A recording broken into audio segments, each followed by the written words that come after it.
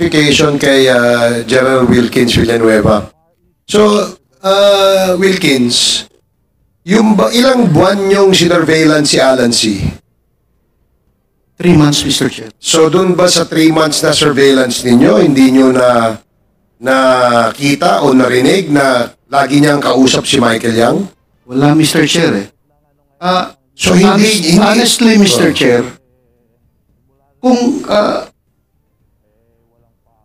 alam ni Asierto at alam ko na involved si Michael Yang, Mr. Chair, hindi makakalusot si Michael. Pero ganito, sabi mo kanina, it was a joint operation Yes, between Mr. the Chair. PIDEA at saka AIDSOT, correct? Yes, Mr. Chair. PIDEA represented by you and your team, at si PIDEG o si AIDSOT represented by Colonel Asierto at Yes. saka yung team niya. Yes, Mr. Chair. Pero dun sa report ni Colonel Asierto, at lagi niyang sinasabi sa atin na meron siyang intelligence report against Michael Yang.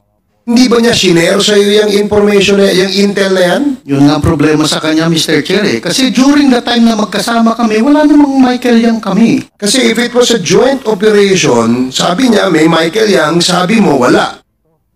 Kaya napakahirap timbangin kung ano ba yung rito issue. But we will get to that more comprehensively in the next probably hearing, no? Mr. Chair, gusto ko lang pong sabihin kay Mr. Wilk, the last hearing that we had, nung sinasabi niya yung tungkol sa buhay mo, Mr. Wilkin, ako nagsalita, no, di ba?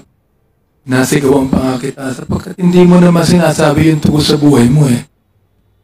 Pinagtatanggol mo si Michael Yang. Oh, kita mo, tinan mo ugali mo. May ugali ka pang hindi maganda rito. Hindi mo kinakailangang magkaroon ng ganyang ugali. Sinasabi ko lang sa iyo ang totoo. At the time that you were actually telling us who you are and your family, you mentioned Michael Yang and you even protected him. Yun ang nakalagay. If you want, we could be able to get the record para makita din malaman natin. Mr. Chairman, thank you. Okay, salamat, Congressman Abante. Yun lang, no? It still remains a puzzle to most of us, considering that merong joint operation, pero yung side ni Colonel Asierto, meron siyang intel against Michael Yang, and on the side of PIDEA, where most of it are your team, no? Team, kasama mo yan, pati si Carillo. Kayo nagsisurveillance kay Mr. Alan C. Doon sa surveillance nyo kay Alan C., sinabi mismo ng asawa ni Alan C. na madalas silang pumupunta sa DCLA, kausap si Michael Yang. Pero sa inyong report, wala yun. Sige, please respond to that, and then we will ask the next interpellator. Sige, yes, General. Ito na nga kasi, Mr. Chair eh. Kasama ng team ko yung AIDSOT. Kung alam ni Asierto na merong Michael Yang, si Michael Yang makikita lang sa DCLA, Mr. Chair eh. Hindi naman nagtatago si Michael Yang during that time. Lumabas, Mr. Chair, si Michael Yang 2016. And so, sa akin, wala akong idea na involved si Michael Yang doon. Pero hindi na-share sa'yo ni Colonel Wala, Asierto. Mr. Chair eh. So walang exchange of information. On that Dumoy clandestine laboratory operation, Mr. Chair, ang target lang is Johnson Chua, Alan C., and Alex Kim, Mr. Chair. Kung merong Michael Yang, Mr. Chair, na i-share dapat si Asierto, ang daling kunin sa ang daling puntahan sa DCLA. Hindi, kasi, like example, no, ito si Alan C., Chinese citizen ito. Dumayo ng Pilipinas, napunta ng Davao. Ang kausap, mga Chinese. So, definitely, if Alan C. Is a drug lord, maaaring ang mga kausap niya sa Pilipinas na Chinese din, ay maaaring may involvement sa kanyang negosyo. And I'm sure nasagi niyo yan o natisod niyo yan sa inyong intel. It's just that it's still a puzzle to us kung bakit hindi lumalabas ang pangalang Michael Yang sa side mo. pero sa sign ng ka-joint operations mo, lumalabas. So again, kagaya ng nasabi ko kanina, we will discuss that, deliberate on that in the next Quadcom hearing. And I hope you will still be here to cooperate with us, General Wilkins. Mr. Chair, I'd just like to share my observation in connection with what you said. Okay, No short questions, just observation. lang. And then we now move to Chairman. Congressman Ernest Junicio. Sige, Congressman Kit. Yes, sir. Yes, because I also questioned Director Wilkins about it before. And he mentioned nga na they picked up 11 other Chinese persons who were living right next to Alan C. Living lang. No, nakatira lang doon sa apartments right next to Alan C. They picked them up because they were considered persons of interest. Just because they were living right next to Alan C. Now the question is, why wouldn't you go and question Michael Yang if Michael Yang was a business partner of Alan C? Pinick up mo nga yung mga kapitbahay lang na Chinese din. Bakit hindi mo man lang questionin yung Michael Yang na pinupuntahan, sabi ni Jed C, pinupuntahan nila, kinakausap nila. Yeah, yun nga that's what's boggling me kasi pinick up mo yung 11 others who are just residents and residing near Alan C, yet hindi mo pinick up yung taong kausap nila at negosyo nila. Yan si Michael Yang. Yun lang po, Mr. Chair. Okay, thank you, Congressman Kit. Can we show a picture of the Secretariat? Paki-flash mo nga yung picture, papa-identifyin muna natin kaya. Miss Jed Pilapilsi, kilala mo ba yan? Ayun, sa likod. Ito, sa harapan. Ito. Yung mukha niya po, parang almost the same, parang ganyan. Kaya lang kasi yung picture niya, Kanino? parang madumi, ano ba yan? Kaninong mukha yan? Yan si Johnson Chua po. Okay, Johnson Chua. Okay, sige, salamat. Thank you, hindi yan madumi. Luma lang yung picture. Okay, sige, thank you. Next, we'd like to, Mr. Chairman, yes, SDS, may meron lang akong kay General Wilkins,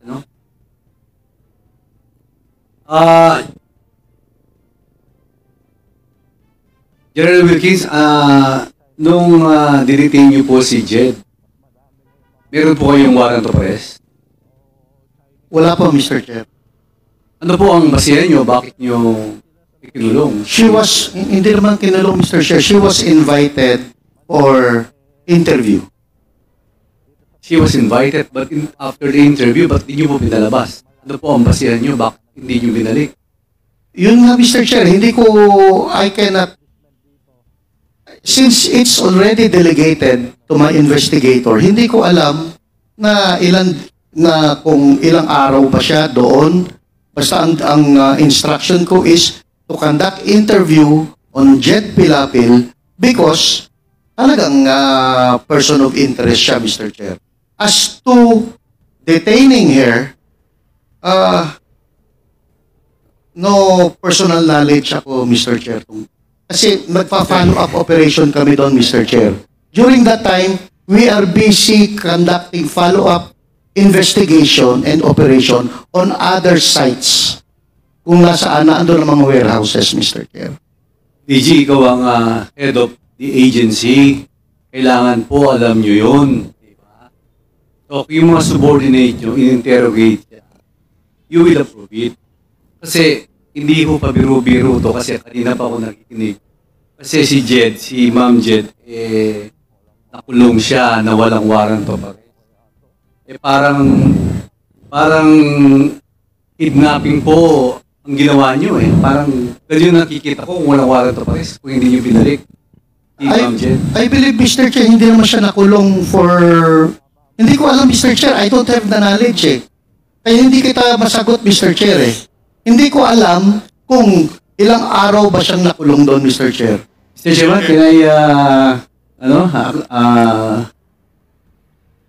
can I, yes, Congressman Ako, with the indulgence of SDS Gonzales. General Wilkins, si Madam Jed Lapid dalawang beses na pinuha ng PDEA. If I remember it right. One, when you went to the apartment in Waka. And in January 4, 2005, pinuntahan ulit siya at kinuha ninyo siya.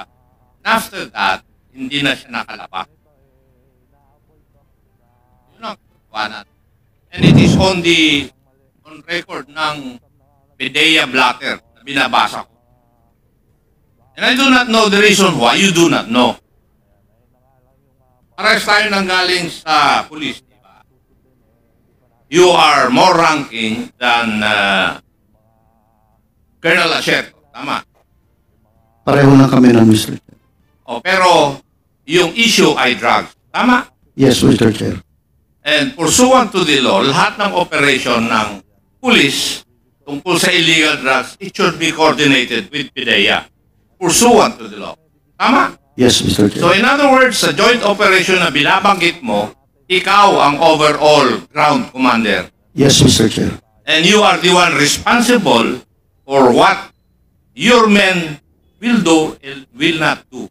Tama? Yes, Mr. Under Chair. the principle of command responsibility. Bakit Yes. dinideny mo ngayon na hindi mo alam?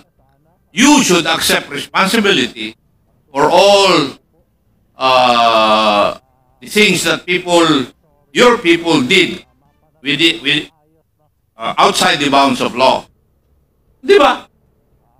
Turo sa atin yan eh. And now, here, naririnig ko yung sagot mo kay SDS. You do not know anything about it. Inihuhulog mo na yung mga tao mo. And that is not supposed to be the case for a commander. Di ba? Kaya sagutin mo si Juan, si SDS ng tama. You are the overall commander of the joint operation. Kung ano man ang mali doon, sagot mo dapat. Kasi ikaw ang commander eh. Yes, Mr. Chair. Yes, answer the questions of the SDS properly. Kasi, nagtataka ako. Parehas tayo ng pinanggalingan. Pero hindi ganyan yung katuro sa akin. Thank you, Mr. Chair. Thank you, Congressman Akop. With the indulgence again of Congressman Okay, I will give the floor to Chairman. Okay, Congressman Paduano, you are recognized. Chairman, anyway, naunahan lang ako ni Chairman Akop. Kasi, General Wilkins, eto, last warning ko sa iyo sa nangyari, you're lying. Gusto mo i-cite ko na? Paano pa yung mukha mo eh? You're not respecting this committee. And I warn you, this will be the last. Kanina nung tinatanong kita, akala mo hindi kita babalikan? Now you admit that it's all about your command responsibility. Well, in fact, magtuturuan na, Asherto, dinideny mo. Of course, your words against the words of Asherto. Now, eto si Jed. Did you really interrogate personally, Jed Pilapel? Yun nga, Mr. Chair, hindi ko kasi maalala na nakinausap ko siya. Basta ang alam ko, nasa opisina siya, Mr. Chair. Ayun And nga, I don't lie, Mr. Chair. You're not lying, you lied. Just a few minutes ago. Sa harap ko. Sinabi mo na delegated, that authority was delegated to your personnel. Yes, Mr. Chair. Nung tinanong ka ni Chairman Akop, inamin mo. Question of command responsibility. Are you not lying? No, Mr. Chair. Also, Mr. Chairman, with that, I move to cite in contempt. General Wilkins, pasensyahan po tayo dito. In violation of Section C, Section 11, letter C, of our rules. So move, Mr. Chairman. Pinagbigyan na kita. Yun pa ang sagot mo? There is a motion to cite in contempt. General Wilkins Villanueva for violating Section 11, paragraph C. Refusal to answer relevant questions from the committee. This was duly seconded. And do I hear any objection? Hearing none, the motion is approved. Mr. Chairman, can I move for 1 minute suspension? 1 minute suspension.